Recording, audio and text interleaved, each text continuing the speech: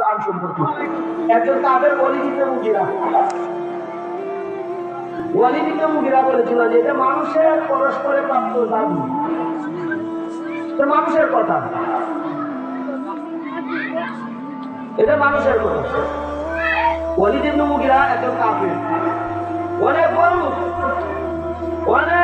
লোক ছিল, অনেক লোক ছিল।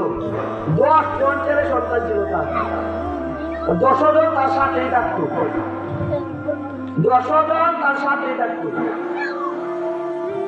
সে বলেছিল বাবা ইন হাযা ইল্লা সিহরুন ইউতার, ইন হাযা ইল্লা কাউলুল বাশার, সাউসলিহি সাকার ওয়া মা আদরাকা মা সাকার, লা তুবকি ওয়া লা তাদার, লাওয়াহাতুল বাশার আলাইহা 19। আল্লাহ তার কথা বলে দিয়েছে ফাকারা ইন হাযা ইল্লা সিহরুন ইউতার। ওই ওয়ালিদ ইবনে মুগিরা কাফের ঘনিষ্ঠ ব্যক্তি, সে বলেছিল এইটা পরস্পরে মানুষের পরস্পরে প্রাপ্য জাদু ছাড়া আর কিছুই নাই। বলেন নাউযুবিল্লাহ। পরস্পরে প্রাপ্য, আমার কাছ থেকে অমুক হয়েছে, অমুকের কাছ থেকে অমুকে, অমুকের কাছ থেকে অমুকে, অমুকের কাছ থেকে অমুকে, এইভাবে একজনের কাছ থেকে আরেকজন, আরেকজনের কাছ থেকে আরেকজন, আরেকজনের কাছ থেকে আরেকজন, এটা একটা জাদুর বই। বলেন নাউযুবিল্লাহ। ইন হাযা ইল্লা কাউলুল বাশার, এটা মানুষের কথা, এটা আল্লাহর কালাম নয়। নাউযুবিল্লাহ বলেন। কে বলে? ওয়ালিদ ইবনে মুগিরা। কে বলতেছেন? মুসলমান না কাফের? কাফের। ওই কাফের ওয়ালিদ ইবনে মুগিরা বলতেছে যে এটা পরস্পরে প্রাপ্ত জাদু ছাড়া আর কিছুই না। আর কি বলতেছে? যেটা মানুষের কথা ছাড়া আর কিছুই। আল্লাহ বলেন সাউসলিহি সাকার, ও ওয়ালিদ ইবনে মুগিরা আমি তাকে কি করব? আমি তাকে সাকারে প্রবেশ করব, সাকারে নিক্ষেপ করব, আমি তাকে সাকারে নিক্ষেপ করব। ওয়া মা আদরাকা মা সাকার, জানো কি সাকার কি? আল্লাহ বলতেছে ও আমার হাবিব আপনি জানেন কি সাকার কি? আমি ওই ওয়ালিদ ইবনে মুগিরাকে সাকারে নিক্ষেপ করব। আর আপনি জানেন কি সাকার কি? আপনি জানেন সাকার কি? লা তুবদি ওয়ালা তাদার, সাকার হইল জীবিত অবস্থায়ও রাখবে না, মৃত অবস্থায়ও ছেড়ে দিবে না। লাওয়াহাতুল লিল বাশার, চামড়া খুলে ফেলবে। সাকার হচ্ছে জাহান্নাম, জাহান্নামের আগুন। জীবিত অবস্থায়ও রাখবে না, মৃত অবস্থায়ও ছেড়ে দিবে না। চামড়া জ্বালিয়ে দিবে, চামড়া জ্বালিয়ে পুড়িয়ে সারকার করে দিবে। আলাইহা 19, যে সাকারের তত্ত্বাবধানে রয়েছে 19 জন ফেরেশতা। কতজন ফেরেশতা? এই জন্য এই কুরআনকে কেউ রচনা করতে পারে না, কুরআনের মতন কেউ কোনো একটা ছোট্ট সূরাও বানাইতে পারে না। কারণটা কি? বর্তমানে কম্পিউটারের সাহায্যে এই বিষয়টা জানা গিয়েছে। যারা কুরআনকে অস্বীকার করে, যারা বলে কুরআন আল্লাহর কালাম নয়, যারা কুরআনকে দুনিয়া থেকে নিশ্চিহ্ন করে দিতে চায়, যারা কুরআনের বাতিকে দুনিয়া থেকে নিশ্চিহ্ন করে দিতে চায়, যারা কুরআন পড়ার বিদ্যা ওইকে দুনিয়া থেকে উঠিয়ে দিতে চায়, কুরআন যাদের কাছে সহ্য হয় না, এমন কাফের বেঈমানদের একটা দায়িত্ব হবে। দায়িত্ব কি? দায়িত্ব আল্লাহ বলবেন ও কাফের বেঈমানেরা, কুরআনের আলো নিভিয়ে দেওয়ার জন্য দুনিয়াতে অনেক চেষ্টা করেছো, কুরআনের ধারক বাহকের বিরুদ্ধে অনেক কিছু করেছো, হাফেজে কুরআনকে অনেক সময় শহীদ করেছো। তাহলে এইটা যদি তোমরা সন্দিহান হয়ে থাকো এই কুরআনের ব্যাপারে, কুরআন যদি আমার কালাম না হয়ে থাকে, এটা যদি মানুষের রচিত গ্রন্থ হয়ে থাকে, তাহলে তোমরাও মানুষ, তোমাদেরকে একটা দায়িত্ব দিলাম, ছোট্ট থেকে ছোট্ট একটা সূরা কুরআনের মতন বানিয়ে আমাকে দেখাও। পারবে না, পারবে না। কেন পারবে না? কারণ কুরআন এমন একটা কিতাব, এটার মধ্যে অলঙ্কার শাস্ত্র রয়েছে, পৃথিবীর সৃষ্টির রহস্য রয়েছে, শাসকদের রহস্য রয়েছে, নবমণ্ডল ভূমণ্ডল সৃষ্টির রহস্য রয়েছে, নিখুঁত নির্ভুল ভবিষ্যতের অনেক তত্ত্ব এই কিতাবের মধ্যে রয়েছে, যে তত্ত্বগুলো দিয়ে একটা কিতাব রচনা করা কোনো মানুষের পক্ষে সম্ভব নয়। আরো কারণ হচ্ছে যে তাদেরকে দায়িত্ব দেওয়া হবে, তোমরা কোরআনের মতন একটা কিতাব এমন ভাবে রচনা করে দেখাও যার সব কিছুর সংখ্যাকে 19 দিয়া ভাগ করলে অঙ্কটা নিঃশেষে বিভাজিত হয়ে যাবে, ভাগ শেষ বলতে থাকবে না। যারা কোরআনকে আল্লাহর কিতাব বলে অস্বীকার করে, আল্লাহর কালাম বলিয়া অস্বীকার করে, তাদের একটা দায়িত্ব হবে কোরআনের মতন একটা কিতাব লিপিবদ্ধ করিয়া দেখাও যার সব কিছুর সংখ্যাকে 19 দিয়া ভাগ করলে, কত দিয়া ভাগ করলে? 19 দিয়া ভাগ করলে অঙ্কটা মিলে যাবে, অঙ্কর ভাগ শেষ বলতে কিছু থাকবে না, নিঃশেষে অঙ্কটা মিলে যাবে। যেমন ধরেন আমরা জানি কোরআন শরীফের মধ্যে সূরার সংখ্যা কতটা? 114টা। কোরআন শরীফের মধ্যে সূরার সংখ্যা কত? 114। আপনি যদি 114কে 19 দিয়া ভাগ করেন, 19 দিয়া ভাগ করলে ভাগফল হয় 6, অঙ্ক নিঃশেষে বিভাজিত হয়ে যায়, ভাগ শেষ বলতে কিছু থাকে না। 114টা সূরা, 114টা সূরাকে যদি আপনি 19 দিয়ে ভাগ করেন তাহলে ভাগফল হবে 6, অঙ্ক মিলে যাবে, ভাগ শেষ 2, 3, 1 এই ধরনের কোনো কিছু থাকবে না। এমনি আমরা জানি প্রত্যেকটা সূরার শুরুতে বিসমিল্লাহ আছে না? প্রত্যেকটা সূরার শুরুতে কি আছে? শুধুমাত্র একটা সূরার শুরুতে নাই বিসমিল্লাহ, এটা হচ্ছে সূরা তাওবা, সূরা বারাত। সূরা বারাতের শুরুতে কি নাই? তাইলে বিসমিল্লাহ আছে কয়টা সূরার শুরুতে? 113টা।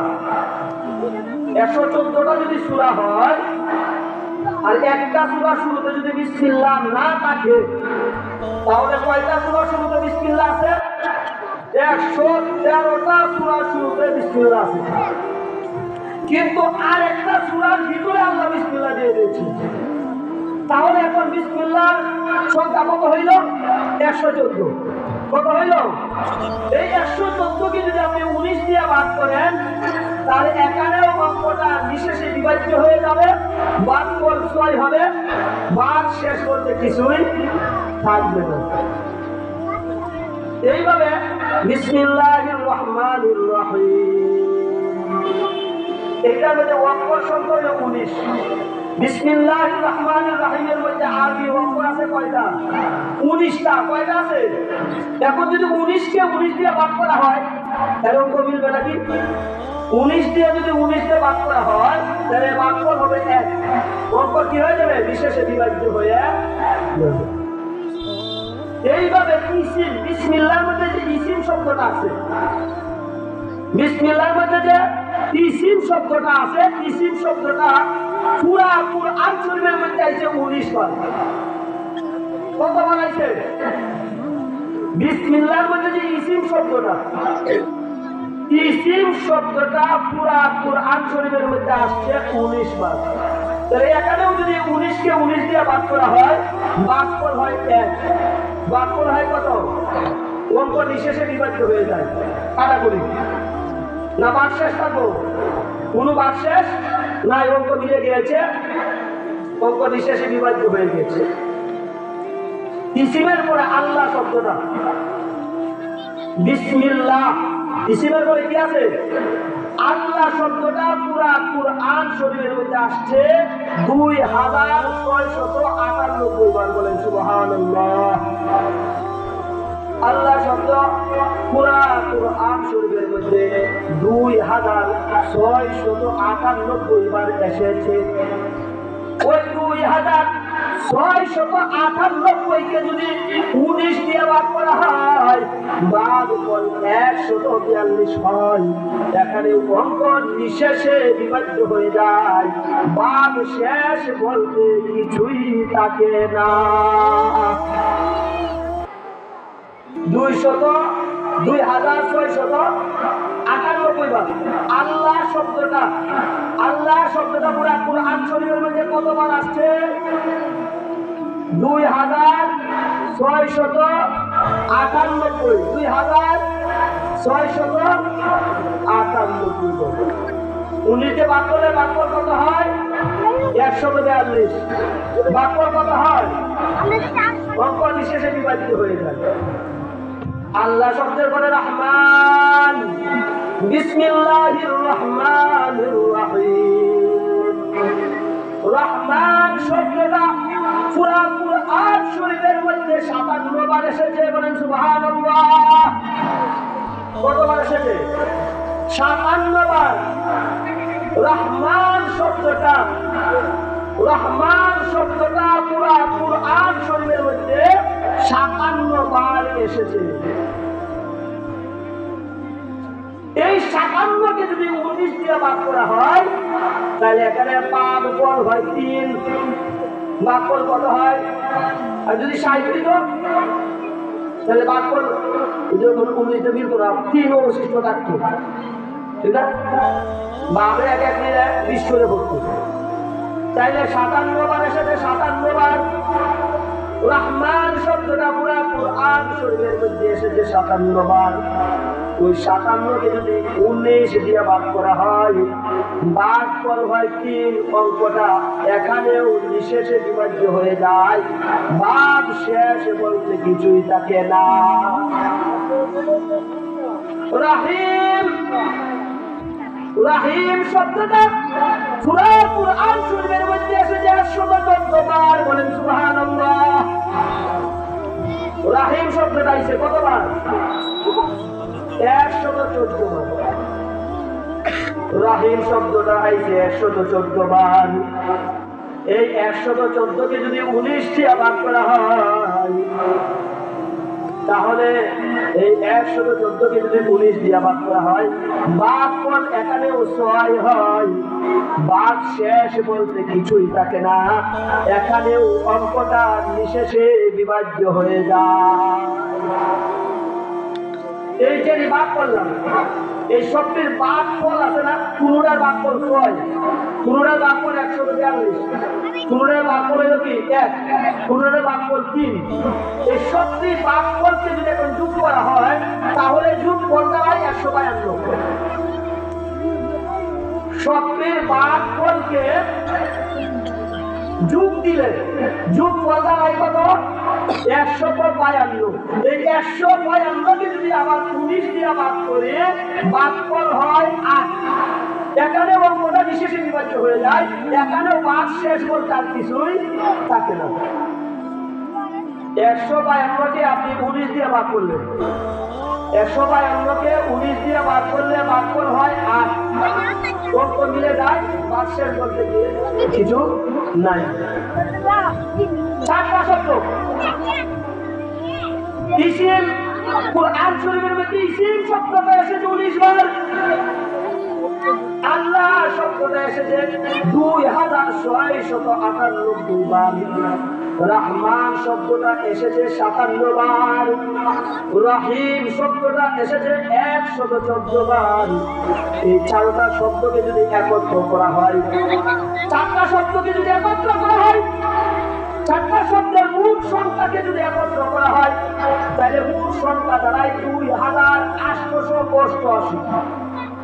অর্থাৎ ইসিম, আল্লাহ, রহমান, রহিম এই 4টা শব্দ পুরা কুরআন শরীফের মধ্যে 2888 বার এসেছে। বলেন সুবহানাল্লাহ।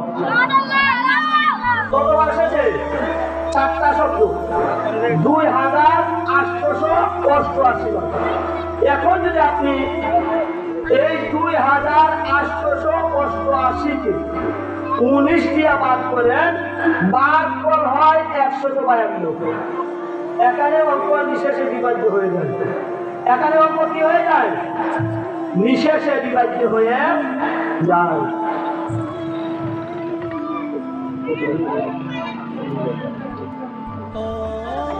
তাহলে এখানে কি হয়ে যায়? অঙ্ক নিঃশেষে বিভাজ্য হয়ে যায়। ভাগ শেষ বলতে কিছু এরপরে আমরা জানি আরবি হরফ কতটা? 29টা। আরবি হরফ কতটা? 29টা হরফের মধ্যে থেকে আল্লাহ 14টা হরফকে যাচাই করেছেন। 14টা হরফ যাচাই বাছাই করিয়া 14 ধরনের হরফে মুকাত্তাত আল্লাহ গঠন করেছেন। যেমন অনেক সূরা শুরু আমরা পাই না আলিফ লাম মিম ইয়াসিন তাহা, আছে না এগুলো? অনেক সূরা শুরুতে আছে না? এইগুলাকে বলা হয় হরফে মুকাত্তাত। এগুলাকে কি বলা হয়? হরফে মুকাত্তাত। আল্লাহ আরবি 29টা হরফ থেকে 14টা হরফকে নির্বাচন করিয়া 14 ধরনের হরফে মুকাত্তাত গঠন করিয়া 29টা সূরা শুরুতে রেখে দিয়েছেন। বলেন সুবহানাল্লাহ।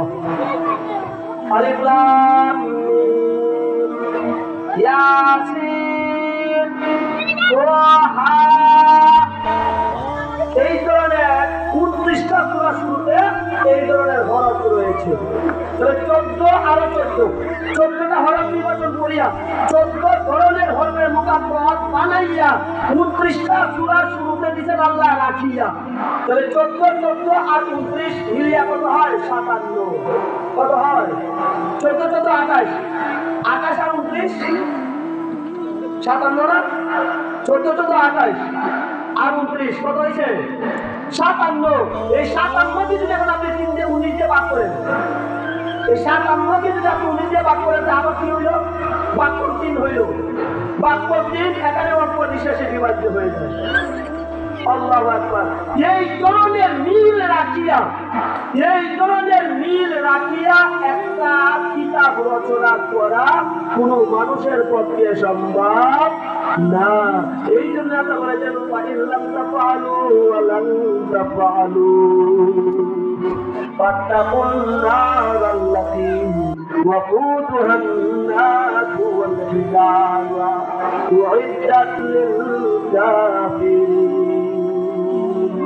আল্লাহ বলেছেন এই জন্য ও কাফের বেঈমানেরা, পারো নাই, অতীতেও পারে নাই, ভবিষ্যতেও পারবে না, কিয়ামত হয়ে যাবে, তবু কুরআনের মতো একটা সূরাও লিপিবদ্ধ করতে পারবে না। ভবিষ্যতের খবর দিয়ে একটা কিতাব লেখা কার পক্ষে সম্ভব? কার পক্ষে সম্ভব? নিখুঁত একটা তথ্য দিয়ে কিতাব লেখা কার পক্ষে সম্ভব? নিখুঁত এক ইতিহাসের বিবরণ দিয়ে একটা কিতাব লেখা কার পক্ষে সম্ভব? রাজা বৎসরের রহস্য, আসমান জমিনের সৃষ্টির রহস্য দিয়ে একটা কিতাব লেখা কার পক্ষে সম্ভব? কোন মানুষের পক্ষে এটা কখনো সম্ভব নয়। এই জন্য আল্লাহ বলেছেন, এই জন্য আল্লাহ নবী এক হাদিসে বলে গিয়েছেন, তারাক্তু ফীকুম আমরাইন লাম তাযিল্লু মা তামাসসাকতুম বিহিমা কিতাবাল্লাহি ওয়া সুন্নাত রাসূলিহি। আমি চলে যাচ্ছি, দুইটা জিনিস রেখে গেলাম। আমি চলে যাচ্ছি না, বিরাট দেশে চলে যাচ্ছি, আর আসবো না, আসার কোনো সুযোগও নাই। কিন্তু দুইটা জিনিস আমি রেখে গেলাম, দুইটা জিনিস যদি আত্মীয় ধরতে পারো, কেউ তোমাদেরকে পথ হারা করতে পারবে না, তোমরাও কখনো পথ হারা হবে না। এর মধ্যে একটা হইল কিতাব আল্লাহ, ওই আল্লাহর কিতাব কুরআন। ওই আল্লাহর কিতাব কুরআনকে যারা ধরতে পারবে তারা কখনো গোমরাহ হবে না, পথ হারা হবে না। যারা এই কুরআনকে বেশি বেশি তেলাওয়াত করবে, এই কুরআনের মধ্যে একটা সূরা আছে, সূরাটার কতটুকু পাওয়ার, কতটুকু ফজিলত দেখেন। আল্লাহ নবী হাদিসে বলেন, ইন্না সূরাতাম মিনাল কুরআনি 30 আয়া শাফাআত লিরাজুলিন হাত্তা গুফিরা লাহ ওয়া হিয়া সূরাতু তাবারাকাল্লাযী বিয়াদিহিল মুলক। আল্লাহ রাসূল বলেন, উম্মাত, কুরআন শরীফের মধ্যে একটা সূরা আছে, একটা সূরাটার আয়াত সংখ্যা হইল 30। কুরআন শরীফের মধ্যে একটা সূরা, সূরাটার আয়াত সংখ্যা হইল 30। শাফাআত লিরাজুলিন হাত্তা বুদিরাল্লাহ। এই সূরাটা কারা তেলাওয়াত করে, ওই তেলাওয়াতকারীদের জন্য হাসরের ময়দানে আল্লাহর কাছে ওই সূরাটা যতক্ষণ পর্যন্ত তেলাওয়াতকারীকে আল্লাহ ক্ষমার ঘোষণা না দিবে ততক্ষণ পর্যন্ত ওই সূরাটা সুপারিশ বন্ধ করবেন না। এই সূরাটা যারা তেলাওয়াত করে, ওই সূরাটা যারা কি করে, চাইলে হাসরের ময়দানে এই সূরাটা আপনার জন্য আমার জন্য সুপারিশ করবো। যতক্ষণ পর্যন্ত আল্লাহ আপনাকে আমাকে ক্ষমার ঘোষণা না করছে ওই সূরাটা সুপারিশ বন্ধ করবে না। ওয়াহিয়া সূরাতু তাবারাকাল্লাযী বিয়াদিহিল মুলক। এই সূরাটার 29 নম্বর পারার পয়লা সূরা, সূরা মুলক। কোন সূরাটা? পারলে সবাই তেলাওয়াত করবেন প্রতিদিন অন্তত একবার। সূরাটা কি? সূরা মুলক। এই সূরাটা যারা তেলাওয়াত করে তাদের জন্য এই সূরাটা এমন ভাবে আল্লাহর দরবারে সুপারিশ করবে যে কি মাফ করতেই হবে। যতক্ষণ পর্যন্ত ক্ষমা না করবে ততক্ষণ পর্যন্ত এই সূরাটা আল্লাহ দরবার ছাড়বে না। বলবে আল্লাহ না না মাফ করে দাও, মাফ করে দাও। সে আমাকে তেলাওয়াত করেছে, আমাকে তেলাওয়াত করেছে, আমাকে যেহেতু সে তেলাওয়াত করেছে, যতক্ষণ পর্যন্ত তোমার এই বান্দার ক্ষমার ঘোষণা না করবা ততক্ষণ পর্যন্ত আমি সুপারিশ বন্ধ করব না। যারা কোরআন পড়ে তাদেরকে বলা হয়েছে কি আল্লাহর পরিবার। এই কোরআন ওয়ালাদের থেকে আমাদের কি বলা হবে? ইউকালু লিসাহিবিল কুরআন ইকরা ওয়াত্তাকি ওয়া